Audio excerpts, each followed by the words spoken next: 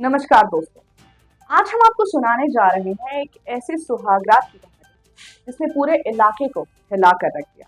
अजमेर जिले के किशनगढ़ में शादी के नाम पर एक ऐसा खेल खेला गया जहां दूल्हा और उसका पूरा परिवार अभी तक सदमे में है। नई नवेली दुल्हन ने परंपरा का बहाना बनाकर न सिर्फ सुहागरात टाली बल्कि ऐसे कांड को अंजाम दिया जिसे सुनकर आपके होश उड़ जाएंगे। किशनगढ़ के रहने वाले जितेंद्र की शादी बड़े ही धूमधाम से जयपुर में हुई। ये रिश्ता आगरा की एक लड़की से दलाल ने तय करवाया। बदले में दलाल ने पूरे 2 लाख रुपए भी लिए थे। शादी में बैंड बाजे, बारात, रस्में, सब कुछ शानदार तरीके से हुआ। परिवार और रिश्तेदार खुश थे। सबको लग रहा था कि घर में बहू लक्ष्मी बनकर आई है। जब दुल्हन ससुराल पहुंची तो पूरे घर ने उसका बहुत ही अच्छे से स्वागत किया। रिश्तेदार कहते थे बहू तो बड़ी सुशील और संस्कारी लग रही, मगर किसी को क्या पता था कि ये मुस्कान सिर्फ एक धोखे का मुखौटा है। वो रात आई जिसका इंतजार हर नवविवाहित दूल्हे को होता है, लेकिन यहाँ कहानी ने करवट ली। सुहागरात पर दुल्हन ने अपने पति से कहा कि हमारे समाज की परंपरा है कि सासू माँ के गहने पहनकर ही सुहागरात मना सकते। भोली भाली सास ने बिना कुछ सोचे समझे अपने सारे गहने बहू को दे दिए।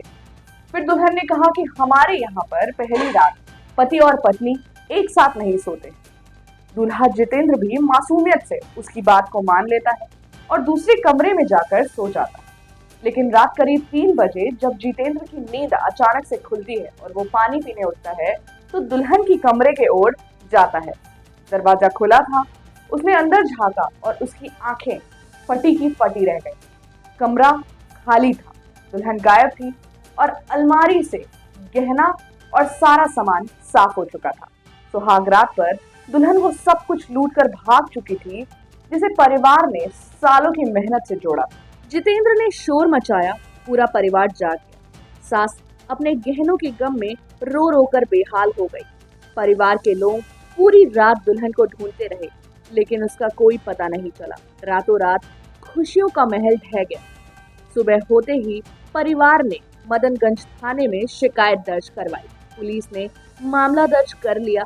अब फरार दुल्हन और उस दलाल की तलाश की जा रही है जिसने ये रिश्ता तय करवाया था। शक जताया जा रहा है कि ये किसी संगठित गिरोह का काम है जो शादी के नाम पर ठगी के वारदातों को अंजाम देता है।